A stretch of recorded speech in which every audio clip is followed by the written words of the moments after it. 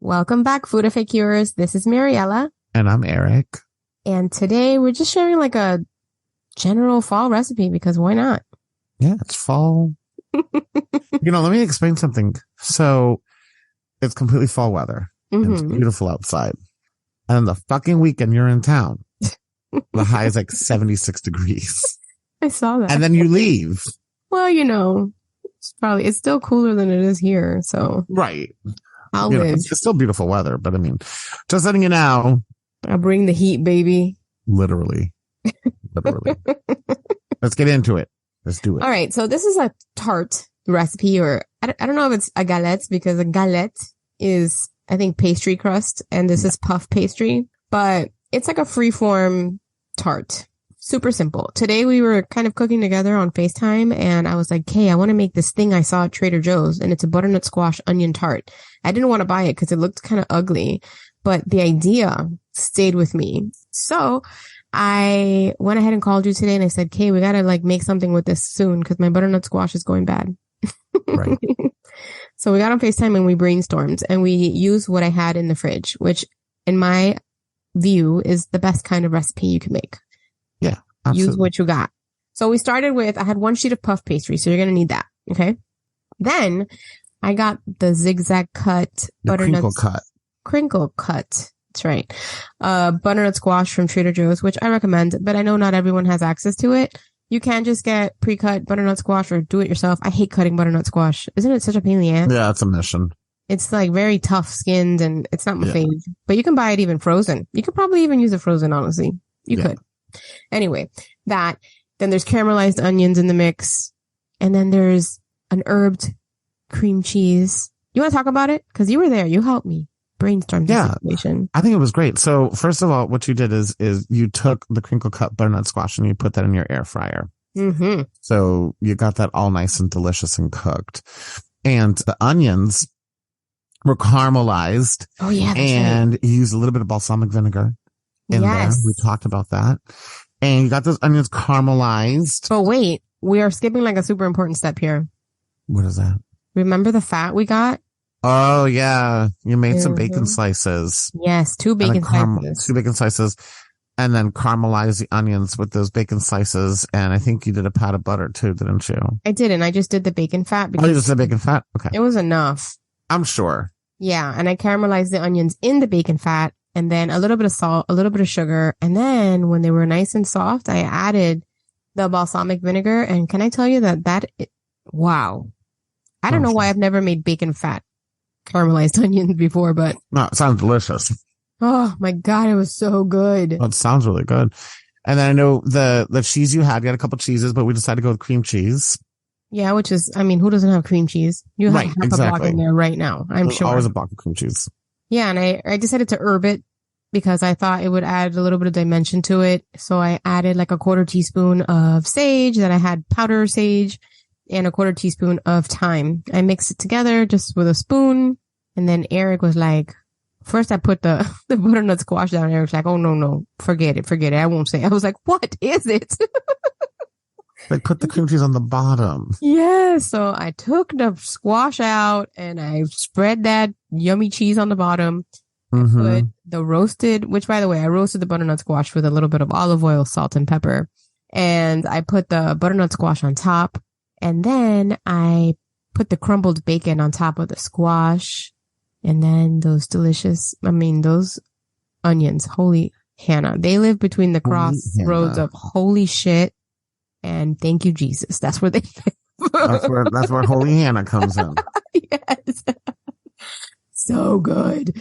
So then I put that on there and then I closed the tart up just by bringing up the 4 corners and then the 4 little, I don't know what to call that. The little other sides, I suppose. You basically just put you took the puff pastry. Everything was in the middle of the puff pastry. And then you took the 4 corners of the puff pastry and you just kind of bent it over. At the end of the day, it just looks like kind of a sloppy pie. That's basically it's like a free form. Describe it. It's like very free form, very rustic. Yes, that's the word. And it just kind of, the puff pastry just kind of cradles the food. So it doesn't fully cover it. Right. There's like a pizza almost, I guess. Think of it like that. When it bakes, it kind of looks like a pizza. Mm-hmm. And so then Yeah. Then we baked it at 400 for, you said 35 minutes? 35 minutes. And I also put an egg wash on it, which I think, is always necessary when you're using pastry of any kind. Yeah. It gets a nice brown color. And I called Eric as soon as it was ready to eat, and I cut a piece off, and then I danced. It was so good. It looked really good. Holy It looked delicious. I called the kids and I was like, try this. My daughter loved it. My son loved it. Mind you, they're children. My husband got home and he ate the rest of it. Like, there's no more. Today, we ate the whole thing. Amazing. Yeah, the best reaction thing was your daughter when she was just like, it's so good. Yes. She approved of this tart. And I have to tell you that you can make this for a brunch. You can make it for a lunch and serve it with a salad. You could even make it for dinner if you're just feeling kind of lazy and you just want to slop things together. Honestly, it came together, I would say, in the cooking time was like about 30 minutes. It wasn't too much. The onions and the onion and squash take a minute, but it wasn't really a laborious process. It really wasn't so horrible. Right, because the most I had to do was chop the onions, and I bought the butternut squash already kind of processed, which is, I recommend 1,000%. But it's easy with cream cheese. It's like super accessible things, a little bit of bacon, which, by the way, I always have bacon in the freezer. What I do is I grab whatever I need for the recipe, because usually I buy it for a reason. And then the leftover, I lay it on a parchment sheet and I cover it with another parchment sheet, and then I cut between the strips and I fold them in half and I put them in a Ziploc bag and I freeze it like that. And then I always have bacon, because like today, even like I needed something like a zhuzh, and I said, hey, what about bacon? And you were like, yes. Right. And it's a good way to always have like that little touch of bacon flavor that maybe you wouldn't have otherwise, because you open the package and you never use the rest of it. Cause I don't think a zhuzh is a way to describe pieces of bacon. A zhuzh is like, I put a zhuzh of balsamic vinegar on my onions. Yes. Bacon's like pieces or slabs or things like that. That's how bacon's measured, Maddie. I guess, but like this, really, the flavor of the onions and the butternut squash is the star. The bacon is in the background playing the violin or something. I don't know. Right. It was like an extra surprise. It was an extra surprise. It's like, I don't even want to, there were so many cock jokes last week that I'm trying really hard. Right. I need this week. But it was a happy surprise. And I gotta say, you need to run out and make this, and it's extraordinary. Honestly, do not buy the Trader Joe's one, because even though people say it's good, I don't believe it. Theirs has some weird cheese in it. I don't know. It was like Fontina cheese, wasn't it? Was it? I don't know. I think Smitten Kitchen has a type of this kind of recipe with the Fontina, and I gotta say, I don't know. I think we won. We won this one. Cream cheese. Well, and I think what's great about cream cheese is most everybody should have a block of cream cheese in their home. At least for me, it's a staple. I mean, I'll be honest, it's not a weekly staple, but whenever I'm at a grocery store and I remember, I pick up a block of cream cheese. I bought some because I got deviled ham, which is like my guilty pleasure. I mix it with cream cheese and I make a sandwich. Oh my God. I don't know what it is about that salty. Because it's like a bocadito. Yeah. And it's just so good. And the kids like it. I buy it like every so often. But anyway, I digress. Cream cheese. We have sung the ode of cream cheese before here because it is such a useful thing to have. Oh yeah, absolutely. And so, yeah, you don't have to be a fancy fart. You can do this, or you can use goat cheese if you're feeling cute and you want to impress your guest and maybe use a higher end cheese. But I promise you that this cream cheese is delicious. Herbed cream cheese. I'm going to make it a thing. It's a thing now. You should.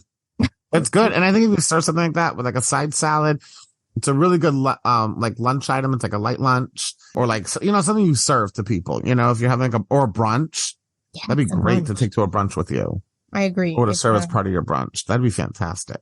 Yes. So go out there and buy these few simple things. I will have the recipe somehow. I'm not sure if I'll send it directly to your inbox or if I'll put it into the show notes, but I do recommend that you sign up for our Substack newsletter, because whenever we send out these recipes, they're going to go straight out into your inbox and you don't have to do a thing except just sign up one time.